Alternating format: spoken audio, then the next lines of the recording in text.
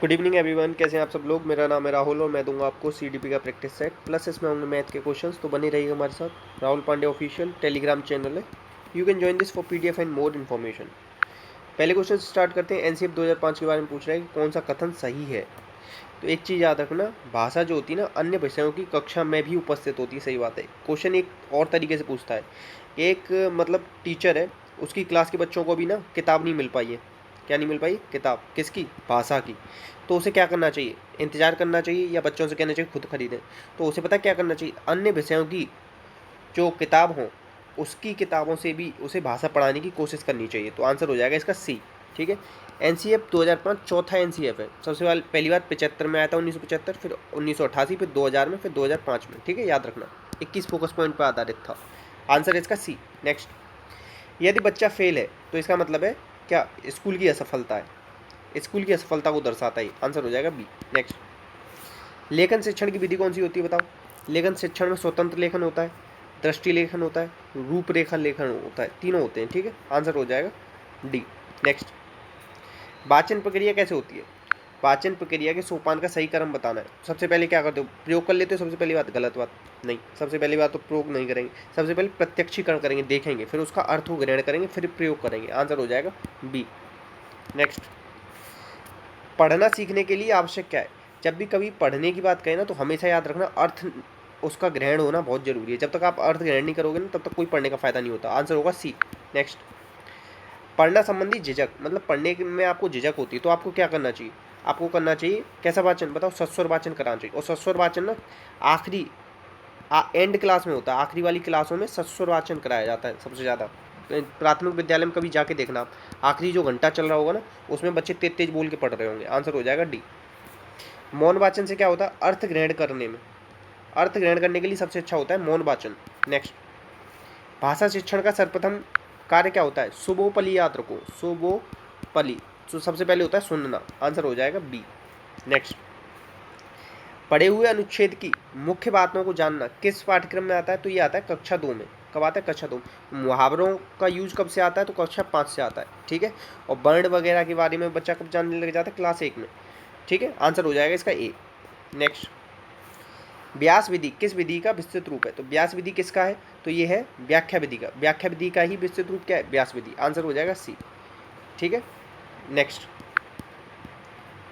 देखो एक चीज याद रखना, अर्थबोध को ना उद्बोध विधि भी कहते हैं। उद्बोध विधि ये ना गद्य शिक्षण के लिए बहुत ज़्यादा जरूरी है। गद्य शिक्षण में यूज करते हैं इसका। ठीक है।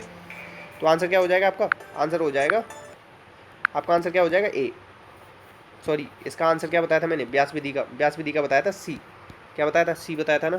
चल रहा है वीडियो? चल रहा है।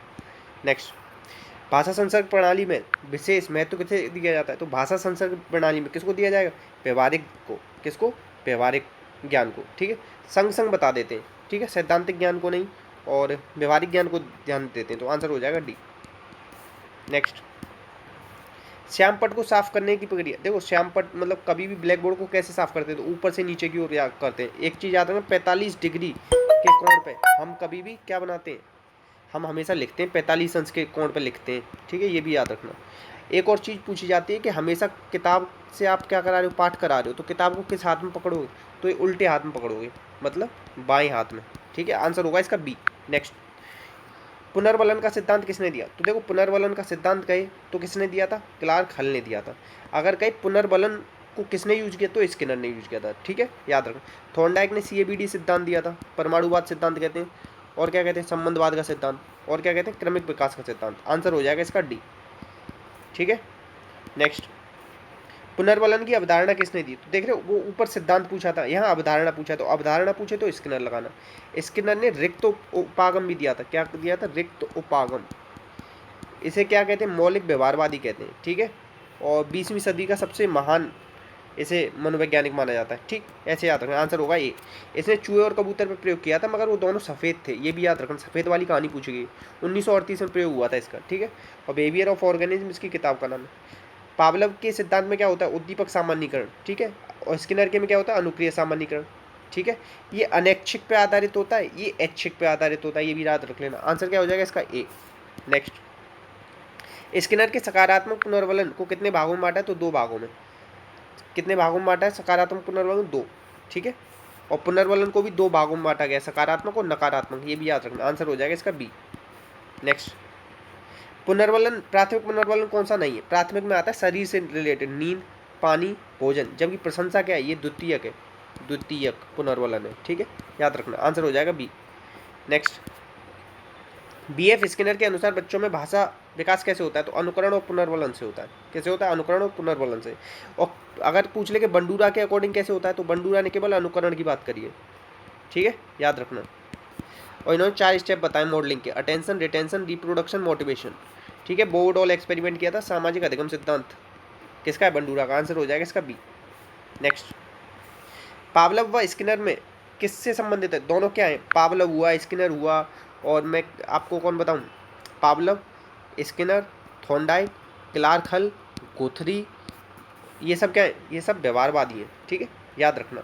और एक चीज़ याद रखना, 1904 में नोबेल प्राइज़ मिला था पावलव को। पावलव ना साइकोलॉजिस्ट नहीं है, ये फिजियोलॉजिस्ट है। कौन है? फिजियोलॉजिस्ट है, शरीर शास्त्री है पावलव, ठीक है, याद रख। गेस्टाल्ट मनोविज्ञान कौन लेके आया था? 1912 में बर्दीमर ने शुरुआत किया था। और बर्दीमर ने क्या दिया था? पूर्ति का नियम दिया था, ठीक है, ये भी याद रखना। और इससे ही रिलेटेड कौन है? कोहलर, जिसने चिंपैंजी पे प्रयोग किया था और अपनी किताब लिखी थी द मेंटेलिटी ऑफ एप्स, ठीक है, ये भी याद रखना। आंसर क्या हो जाएगा? सी। प्रकारवाद कौन किससे रिलेटेड है बताओ?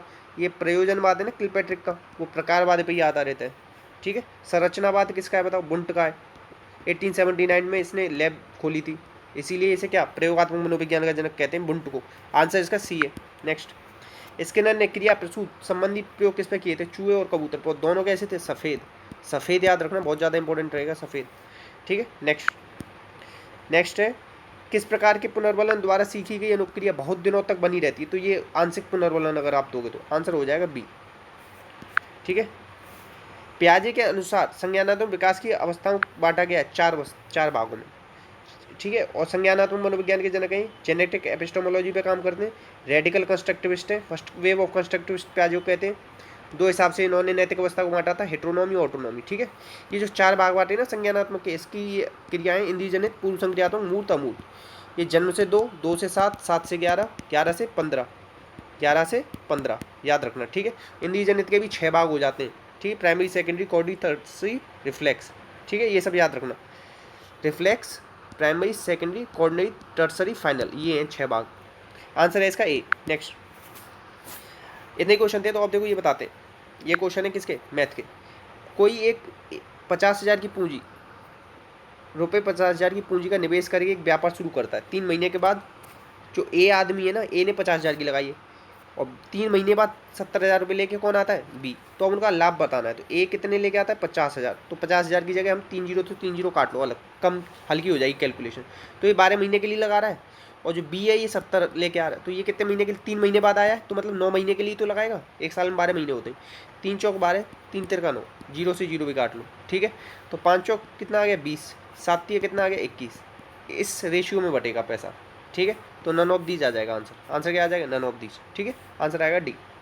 मतलब जो पूंजी हो ना, पूंजी को आप महीने से गुणा कर देना तो आपका आंसर निकल आएगा, ठीक है। नेक्स्ट, अब कह रहा है एक संतरे की कीमत कितनी? 2.5 रुपये। 2.5 रुपये क्या होता है? 5/2, ठीक है।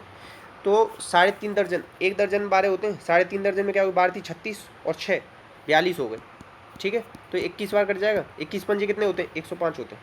20 पंजे 100 और 5 एकम 5, ऐसे निकाल लिया करो। नेक्स्ट, एक दुकानदार एक वस्तु पर 20% की छूट देता है और फिर भी 25 रुपये का लाभ कमाता है। देखो, कॉस्ट प्राइस और मार्क प्राइस। कॉस्ट प्राइस पे हमेशा छूट दी जाती है, तो मतलब 20 की छूट दे दी तो 80 का रह गया सामान, इसमें 25% का लाभ हो गया, तो ये 125 का हो गया, ठीक है। उस वस्तु के लिए अंकित मूल्य मतलब मार्क प्राइस कितना बता रहा है? ये 800। तो 125 का ये 800 कितने गुना है? चलो काट लो थोड़ा सा और। 16 पंजे 80, 25 पंजे 125, ठीक है। तो 25 से 800 कितनी बार कटेगा? 25 चौका 100, 8 चौक 32 बार कटेगा।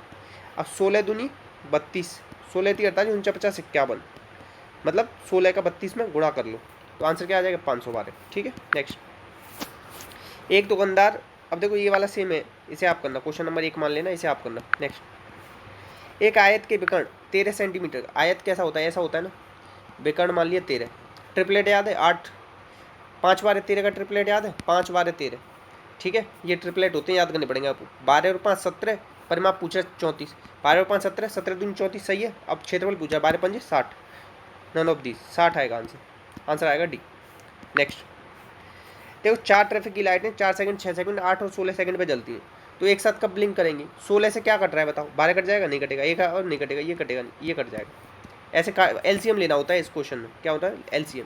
या ये पूछ लेगा 7 बजे जली थी फिर दोबारा कब जलेंगी, तो एलसीएम ले लेना फिर उसे इसमें जोड़ देना, आंसर आएगा डी।